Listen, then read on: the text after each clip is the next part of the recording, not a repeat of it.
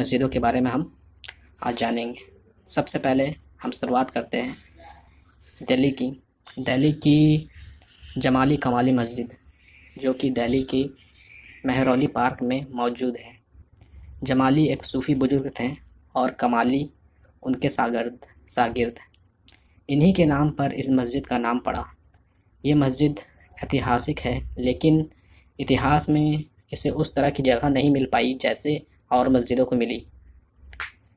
इस मस्जिद को सिकंदर लोदी के काल में बनवाया गया था। यहाँ आपको बलबन के मकबरे के अवशेष भी मिलेंगे। इस मस्जिद की हाल में ही मरम्मत की गई है।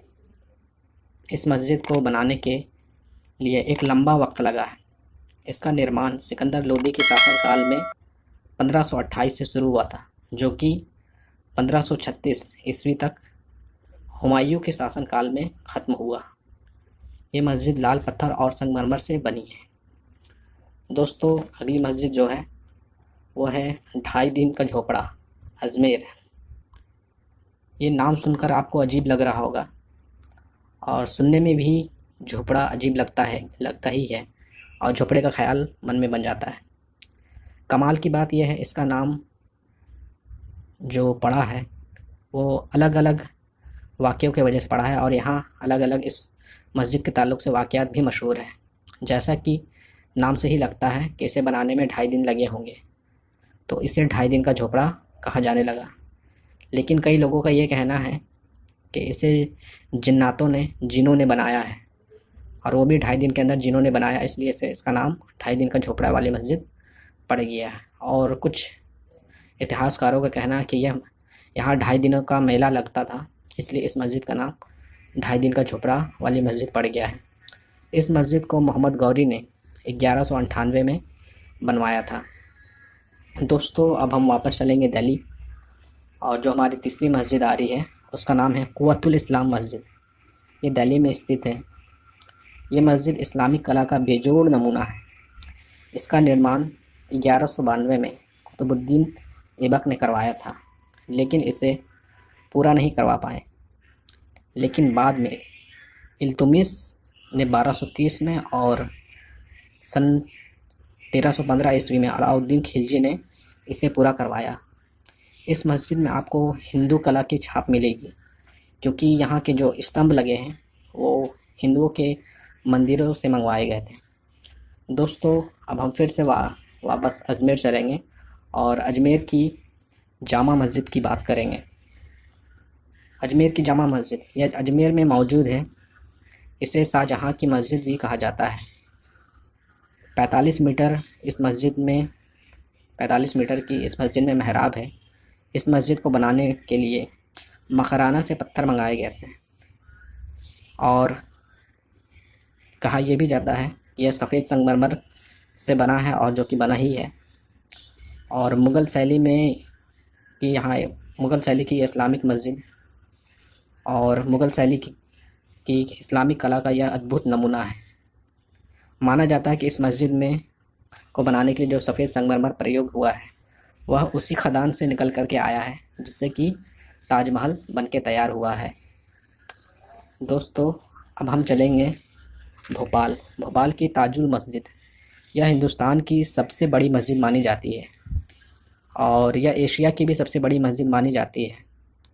यह देखने में ही बहुत खूबसूरत है, और इसका बरामदा भी बहुत बड़ा और विशाल है। इस मस्जिद के किनारे में 2 मीनार मौजूद हैं, जो कि कहा जाता है ये अल्लाह की सफ़ेद रंग की है, जो अल्लाह के घर जाने का रास्ता है। ये बात प्रचलित है लोगों के बीच में। यह मस्जिद लंबी समय तक पैसों की कमी की वजह से नहीं बन पाई। इसे सिकंदर बेगम ने बनवाया था। 1970 में मोहम्मद इमरान ने इसे पूरा करवाया। दोस्तों, अगली जो हम मस्जिद चलेंगे उस मस्जिद का नाम है नाखोड़ा मस्जिद। यह कोलकाता में स्थित है। कोलकाता में यह बड़ा बाज़ार ज़करिया स्ट्रीट में मौजूद है। 1926 में अब्दुल रहीम उस्मान ने इस मस्जिद को बनवाया। यह मस्जिद इतनी बड़ी है कि एक साथ 20,000 से 30,000 लोग नमाज़ पढ़ सकते हैं। इस मस्जिद में कुल मिलाकर के 27 मीनारें हैं, और सभी की हाइट 100 फीट है। और इस मस्जिद की जो सबसे बड़ी मीनार है उसकी हाइट 151 फीट है, मतलब 151 फीट है। इस मस्जिद का गेट फतेहपुर सिकरी के बुलंद दरवाजे से इंस्पायर्ड है।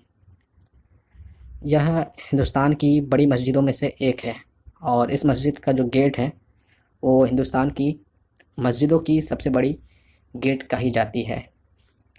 दोस्तों, अब हम चलेंगे नगीना मस्जिद। नगीना मस्जिद, यह मस्जिद संगमरमर की बेहद ही खूबसूरत मस्जिद है। यह अपने मीनार रहित ढांचे के और विशेष प्रकार की गुंबद के लिए जानी जाती है। यह देश की बेहद खूबसूरत मस्जिदों में से एक है। यह मस्जिद शाही इबादतगाह के लिए मशहूर हुई है और उसी के लिए इसे बनाई गई थी। इसे शाहजहां ने 1653 ईस्वी हैदराबाद की मस्जिद एक ऐतिहासिक मस्जिद माना गया है। यह इंडिया की सबसे पुरानी मस्जिद है। इसे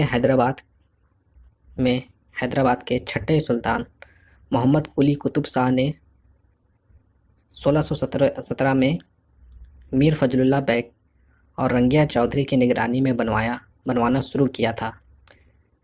ये अब्दुल कुतुब शाह के ज़माने में भी जारी रहा और 1694 में मुग़ल सम्राट औरंगज़ेब रहमतुल्लाह अलैह के वक्त में पूरा हुआ। इसे बनाने में 8000 राजगीर और इसे बनाने में 77 ईयर का वक्त लगा। ये मस्जिद बहुत ही खूबसूरत है और देश विदेश से लोग इसे देखने को आते हैं। यहाँ पर फिल्मों की शूटिंग भी हुई है। दोस्तों, जो अब हम चलेंगे दिल्ली वापस। दिल्ली की जामा मस्जिद है। ये मस्जिद इंडिया की सबसे प्रसिद्ध मस्जिदों में से एक है। यहाँ बड़ी तादाद में टूरिस्ट आते हैं और इंडिया के टूरिस्ट स्पॉटों में से एक है। इसका निर्माण 1656 ईस्वी में शाहजहां ने करवाया था। यह पुरानी दिल्ली में स्थित ये मस्जिद है। यह मस्जिद लाल और सफ़ेद संगमरमर पत्थरों से बनी हुई है। ये हिस्टोरिकल लाल किला, ऐतिहासिक लाल किला से यह 5 मीटर की दूरी में स्थित है। यह दुनिया की बड़ी मस्जिदों में से एक है। इस मस्जिद के शाही इमाम का जो खुतबा होता है और इस मस्जिद का शाही इमाम जो भी कहते हैं उसका प्रभाव हिंदुस्तान के मुसलमानों पर पड़ता है। ऐतिहासिक दस्तावेज़ों के अनुसार इसे बनाने में पूरे 6 साल लगे और उस ज़माने के हिसाब से 10 लाख का खर्च आया था। यह लाल बलुआ पत्थर और सफ़ेद संगमरमर से बनी हुई है। यह मस्जिद बहुत ही खूबसूरत है और बहुत बड़ी तादाद में दुनिया भर से लोग इसे देखने को आते हैं। दोस्तों, अब हम आखिरी में चलेंगे जम्मू कश्मीर की राजधानी श्रीनगर में हजरत बल मस्जिद। इस मस्जिद को हजरत बल अशार शरीफ या फिर मदयूद सैनी दरगाह मस्जिद के नाम से भी जाना जाता है। यह मस्जिद कई मायनों में अहमियत रखती है। यह मस्जिद श्रीनगर की सबसे प्रसिद्ध डल झील के निकट में है।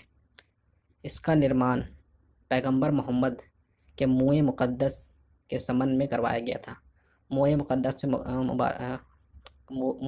का मतलब पैगंबर मोहम्मद सल्लल्लाहु अलैहि वसल्लम की दाढ़ी के बाल, उसी की याद में इस मस्जिद का निर्माण करवाया है। यहाँ पर वर्ल्ड फेमस हजरत बल दरगाह भी मौजूद है जो कि देखने में बहुत ही खूबसूरत है। इस मस्जिद की खूबसूरती में का कोई जवाब नहीं है। डल झील इसके बगल में स्थित होने के कारण इस मस्जिद की खूबसूरती और भी बढ़ जाती है। इस मस्जिद में नबी पाक सल्लल्लाहु अलैहि वसल्लम के दाढ़ी के बाल मुँह मुबारक रखा गया है, इसलिए इस मस्जिद की अहमियत और ज़्यादा है, जिसके कारण मुस्लिम यहाँ नबी करीम सल्लल्लाहु अलैहि वसल्लम की मुँह मुबारक को की ज़ियारत करने बड़ी तादाद में आते हैं। और उसके अलावा यहाँ पर बड़ी तादाद में टूरिस्ट दुनिया भर से लोग आते हैं। दोस्तों, ये हिंदुस्तान से जुड़ी हुई ऐतिहासिक